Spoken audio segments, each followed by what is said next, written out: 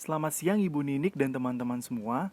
Saya Aloysius Pandu Wicaksono dengan NIM 1721141114 akan mempresentasikan mengenai Disclosure of Sustainability Report by GRI Standard dengan case study yang saya pilih adalah PT Bank Maybank Indonesia. PT Bank Maybank Indonesia memiliki kantor pusat di Sentral Senayan 3, Jalan Asia Afrika nomor 8 Gelora Bung Karno, Jakarta. Maybank didirikan pada tanggal 15 Mei 1959 dengan nama PT Bank Internasional Indonesia atau disingkat BII. Pada tanggal 23 September 2015, perubahan nama dari BII menjadi Maybank melalui keputusan Dewan Komisioner Otoritas Jasa Keuangan. Maybank merupakan jasa perbankan yang memiliki 7.048 karyawan, di mana menyediakan serangkaian produk dan jasa komprehensif bagi nasabah individu maupun korporasi melalui layanan Community Financial Services dan perbankan global, serta pembiayaan otomotif melalui entitas anak yaitu WOM Finance untuk kendaraan roda 2 dan Maybank Finance untuk kendaraan roda 4. Setelah melakukan evaluasi atas Sustainability Report PT Bank Maybank Indonesia dengan menggunakan pedoman indeks GRI dan menggunakan pilihan inti, berikut adalah hasil yang diperoleh atas evaluasi saya.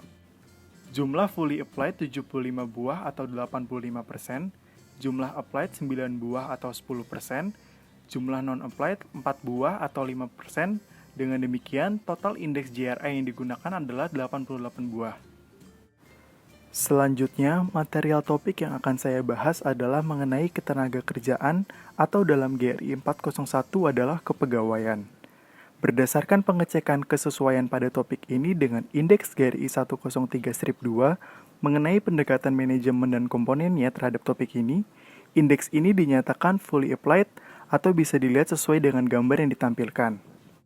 Perlu diketahui, pada GRI 401 ini, di bagian pendekatan manajemen tertulis rekomendasi pelaporan bahwa sebaiknya organisasi pelapor menjelaskan kebijakan atau praktiknya yang mencakup hubungan yang menjadi dasar dilakukannya pekerjaan untuk organisasi.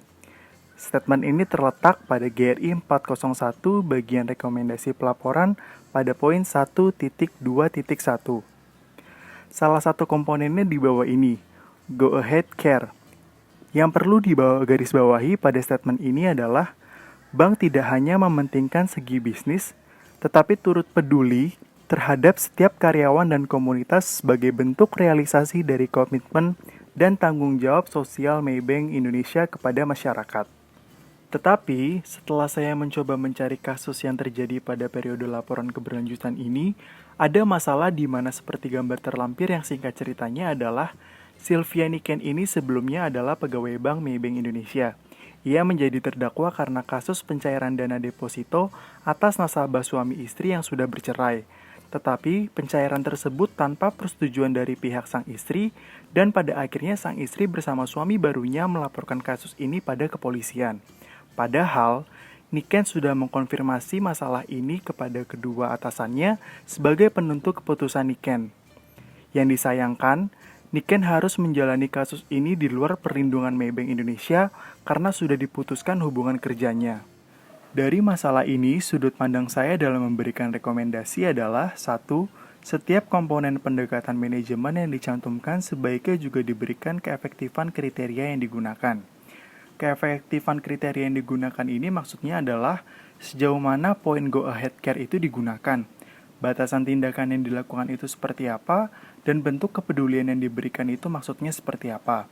Dengan demikian, ketika ada persoalan atau masalah seperti ini lagi, tidak perlu dipertanyakan karena sudah jelas kriteria yang dicantumkan dalam sustainability report perusahaan bersangkutan.